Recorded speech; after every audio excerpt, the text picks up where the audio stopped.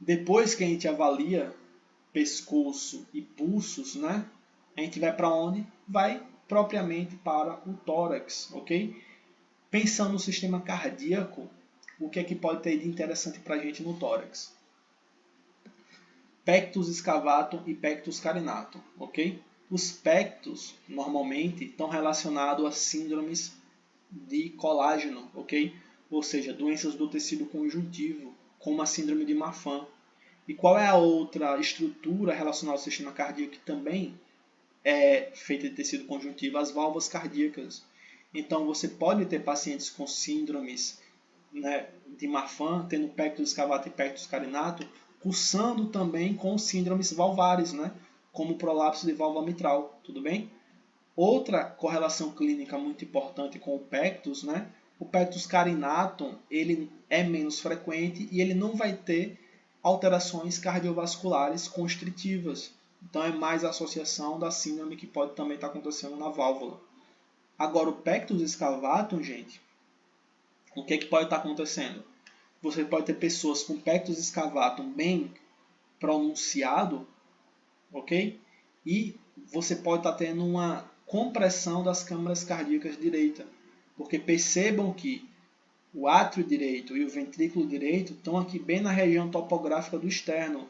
Se essa região aqui, ó, external inferior, tiver uma retração, né, um pectus excavatum, a depender do grau, você pode ter essa região aqui comprimindo o átrio e ventrículo direito, fazendo com que você tenha uma compressão de câmara direita e assim uma redução da capacidade de contratilidade dessas câmaras, ok? Necessitando de tratamento cirúrgico de urgência.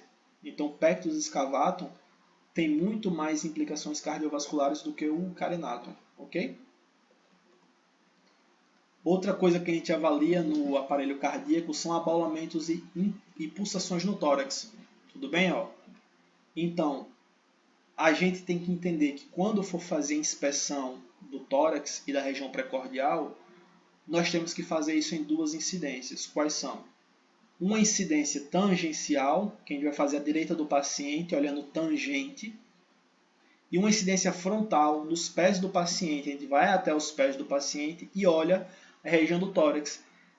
Inspecionando essas duas incidências, a gente vai avaliar o quê?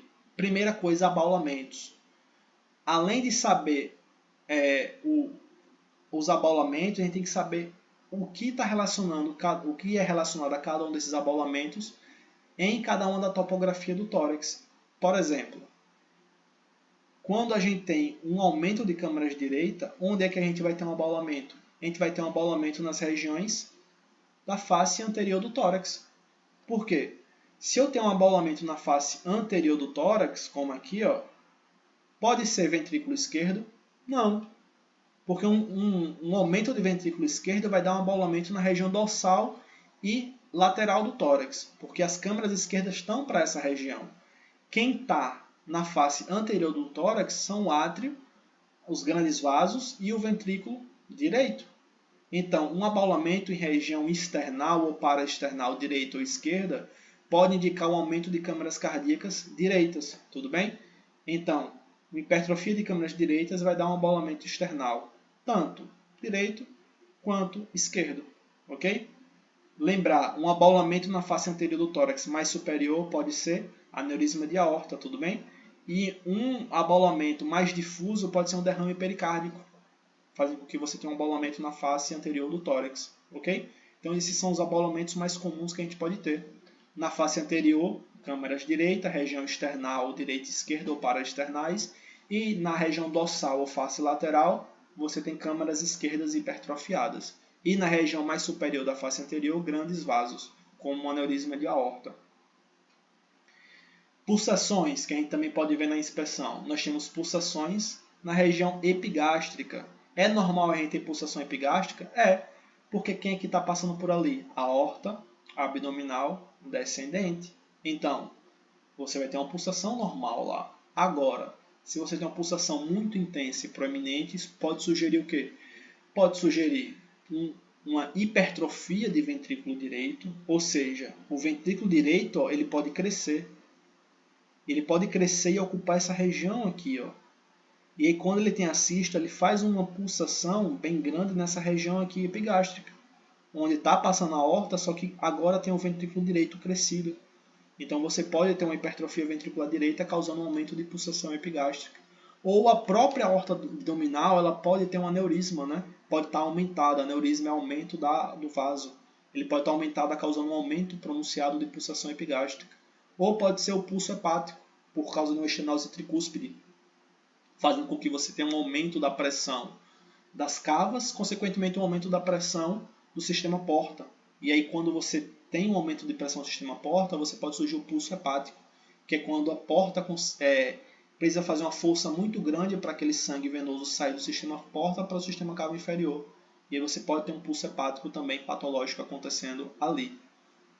E a gente também, além disso, a gente pode ter pulsações na área de fúrcula external. Tudo bem? É normal ter pulsação de fúrcula external? É, porque na fúrcula external está passando o arco da aorta. Então, é normal você ver pulsação. Agora, se for uma pulsação muito forte, pode sugerir o quê? Pode sugerir uma hipertensão arterial, claro, ou um aneurisma de arco da aorta. Ok?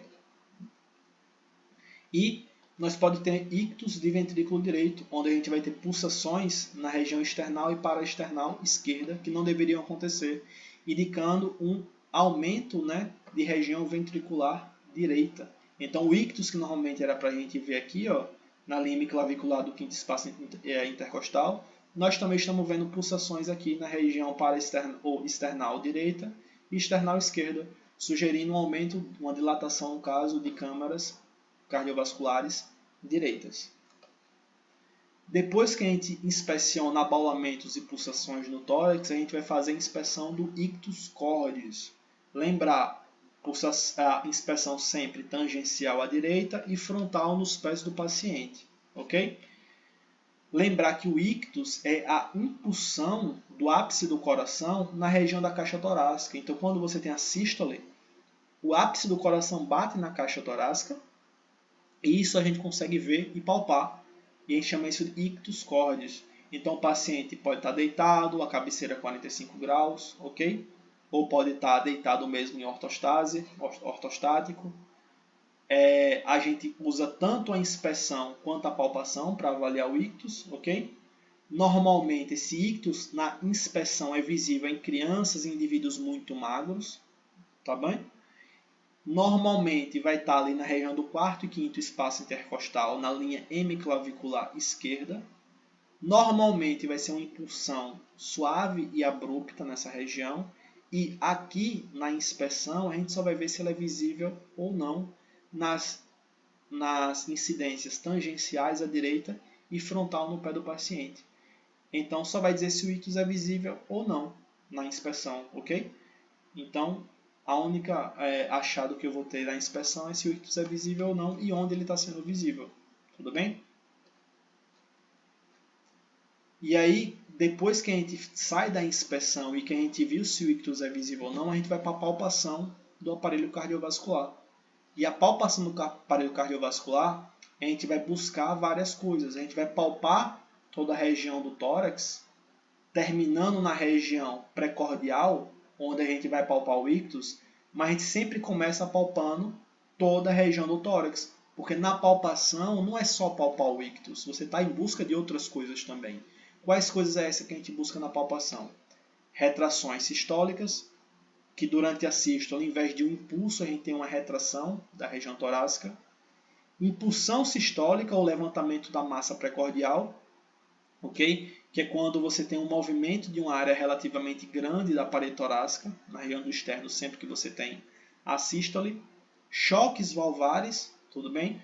Onde você tem bolhas hiperfonéticas, né? Que podem ser sentidas pelo toque. Então, sempre que você tiver o fechamento das válvulas, essas válvulas, tanto as bolhas vão estar hiperfonéticas, porque você fecha fortemente, tanto você consegue sentir pelo choque valvar. A gente pode palpar as pulsações epigástricas. O normal é que você tenha uma pulsação sendo transmitida pela região da aorta abdominal descendente. Mas, como eu já falei, essa pulsação, além de estar bem visível, pode estar bem palpável, muito forte, indicando hipertrofia ventricular direita, ou um pulso hepático, ou uma aneurisma de aorta abdominal descendente. E nós temos também um aumento da pulsação supraesternal, na fúrcula external, indicando hipertensão arterial ou aneurisma do arco de aorta, né? Lembrar que é normal que você veja e que você palpe o pulso nessa região. Não é normal que ele seja muito intenso. Depois que a gente palpou toda a área da face anterior do tórax em busca dessas coisas, a gente vai terminar onde? Vai terminar na região do ictus cordis, tudo bem? Aqui o frêmito eu vou deixar para falar quando eu for falar lá de bolhas cardíacas, ok? De sopro, eu prefiro falar lá para a gente correlacionar o sopro com o frêmito, que vai ser realmente a real importância do frêmito cardiovascular, para que a gente use para intensificar o grau do sopro cardíaco. E aí a gente termina com a palpação do ictus, né? E aí a palpação do ictus a gente vai caracterizar aquele ictus, a gente vai palpar, vai sentir o ictus, e a primeira coisa que a gente vê quando a gente sente o ictus é a gente caracterizar aquele ictus. Primeira coisa que a gente tem que caracterizar, a localização do ictus. Onde foi que eu palpei aquele ictus, né? E a gente tem que entender que a localização desse ictus vai variar de acordo com o biotipo do paciente. Pacientes que são brevilíneos, normalmente vai ter o ictus no quarto espaço intercostal, próximo da linha hemiclavicular, mas deslocado um pouco mais para a lateral e para cima, tudo bem? Então, você vai ter aqui a linha hemiclavicular. Então, aqui na região do quarto espaço intercostal, deslocado um pouco para a lateral da linha e para cima, você tem o ictus normalmente em pessoas brevilíneas. Em pessoas mediolíneas ou normolíneas, você tem o ictus no quinto espaço intercostal, na hemiclavicular esquerda mesmo. E pessoas que são longilíneas, você tem um coração que ele é mais, né? Você tem um coração que ele é mais verticalizado. Se ele fica mais verticalizado, o ápice, né, que é onde você vai ver o ictus, ele também está mais para baixo, não é isso? O que era assim, ele fica mais verticalizado, então vai estar um pouco mais abaixo. Então é normal que pessoas longilíneas você sinta o ictus na região do sexto ou quinto espaço intercostal.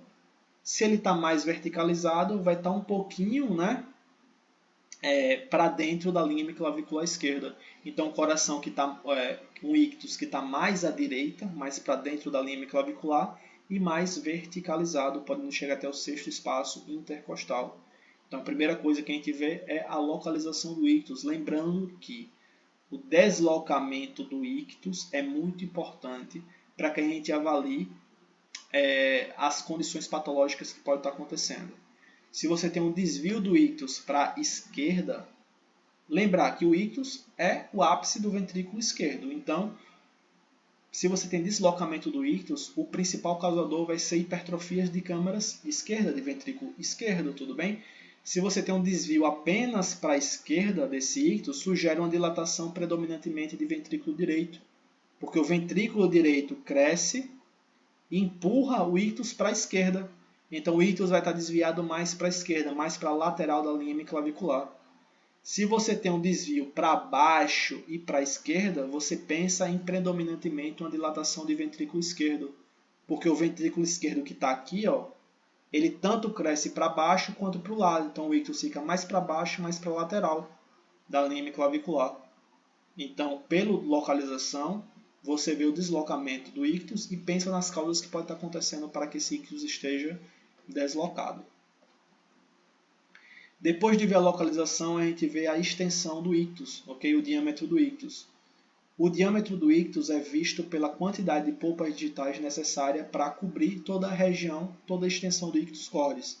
O normal é que, quando a gente palpa o ictus, a gente veja ele em uma ou duas polpas digitais, que indica 2 a 3 centímetros, que é a área normal do ictus, ok? Lembrar que sofre alteração postural, então em decúbito lateral esquerdo você tem um ictus de extensão maior, podendo pegar de 3 a 3,5 centímetros, porque a câmara esquerda fica em mais contato com o tórax, então uma maior parte do tórax é estimulado por aquela pulsação do ápice batendo na caixa torácica. Quando você tem um aumento do ictus cordis maior do que duas polpas digitais, você chama de ictus difuso. Ictus difuso é o aumento do ictus. Se é o aumento do ictus, que é o ápice do coração que está relacionado ao ventrículo esquerdo, qual é a situação que vai dar um ictus difuso? Vai ser uma situação onde você tem um aumento da câmara ventricular esquerda, uma hipertrofia de ventrículo esquerdo, HVE, ok? Depois de ver a extensão, a gente vê a intensidade do ictus cordis. A intensidade a gente vê pela propulsão. Ou ele é um ictus propulsivo ou não propulsivo. A propulsão, quando a gente está tocando, é o choque que a gente sente no nosso dedo. Então pode ser um ictus que esteja assim e pode ser um ictus que levante a sua mão. Se o ictus está levantando a sua mão, a gente diz que é um ictus propulsivo, ok? Em pessoas magras, pessoas que acabaram de fazer atividade física, você tem um ictus que é mais propulsivo, ok? Mas se você tem pessoas que não têm essas condições e tem um ictus muito propulsivo, você pensa em um coração que está muito perto da parede cardíaca ou da parede torácica. Então você pensa em uma hipertrofia ventricular esquerda, onde você, além de ter uma área maior, um ictus mais difuso, ele está bem perto, então ele fica mais propulsivo, com choque no seu dedo mais vigorosos, até levantando a sua mão sempre que bate. Isso é a intensidade do ictus. Depois a gente vê o ritmo e a frequência juntos, né? Sempre juntos. Aqui o que é que a gente vai fazer? A gente vai avaliar o ictus e concomitantemente com a avaliação do ictus a gente vai palpar a carótida. E durante um minuto a gente vai estar palpando o ictus e a carótida junto. Para a gente ver se durante um minuto você tem ritmo, ou seja, se você não tem uma assincronia entre pulso e ictus, porque se o ictus é a sístole ventricular e o pulso também é a sístole ventricular, sempre que você sentir o ictus, você tem que sentir o pulso. Então tem que ser sempre sincrônico. E aí você vê a frequência cardíaca, ok? E vê a sincronicidade do ictus com o pulso carotídeo. O pulso tem que ter uma frequência cardíaca ideal, tudo bem? De 60 a 100. E tem que ser sincrônico com o pulso carotídeo. Porque se não for sincrônico, se por exemplo você sentir o pulso uma vez e o ictus duas vezes, indica que o coração está batendo mais do que o sangue está chegando, indicando que você tem extrasístoles cardíacas. Uma vez que o coração bate, bate vazio. Você sente ele bater, só que é vazio, você não sente no pulso. Então sente 2 batimentos cardíacos no ictus e um apenas no pulso, indicando um assincronismo ictus, pulso carotídeo, ok? E por fim, a gente avalia a mobilidade do ictus, onde palpando o ictus a gente pede o paciente mudar de posição. Normalmente a gente coloca o paciente de decúbito lateral esquerdo e vê se o ictus está móvel, né? Se o ictus que estava em seu dedo ele some, aí você desce a mão e você acha ele, indicando que o ictus está móvel, ou seja, que você não tem nenhuma situação de restrição do saco pericárdico, fazendo com que você tenha um coração que não está conseguindo se mover adequadamente. Então a mobilidade do ictus tem que estar presente e preservada. E aí o exame do ictus, né? É normal que o ictus seja normalmente não visível na inspeção, palpável no quinto espaço intercostal esquerdo na linha clavicular, ocupando 2 polpas digitais, não propulsível, móvel e ritmo com a frequência de X. Ok? Então, é o exame do ictus cordis. E, para finalizar, os 2 sinais de percussão que eu falei para vocês que a gente tinha.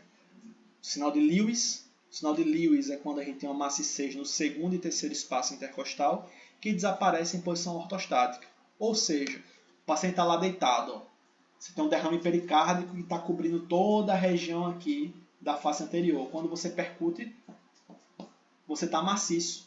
Quando você fica em ortostase, ele fica em pé, o líquido cai e a região do segundo e terceiro espaço intercostal que estava ocupado por líquido não está mais, vira novamente claro pulmonar, indicando que a gente tem um derrame pericárdico grande. E o sinal de Ewart, né? Onde a gente vai ter massa 6 em base esquerda, a palpação da região dorsal torácica, indicando que você tem um pericárdio comprimido na base do pulmão esquerdo, fazendo com que você tenha uma massa 6. Como eu falei, são sinais pouco utilizados, quase ninguém fala, ok? E o exame de percussão cardiovascular não tem muito valor semiológico. Tá certo?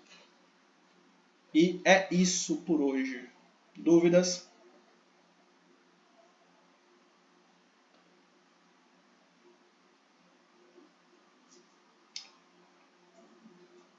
Dúvida, gente?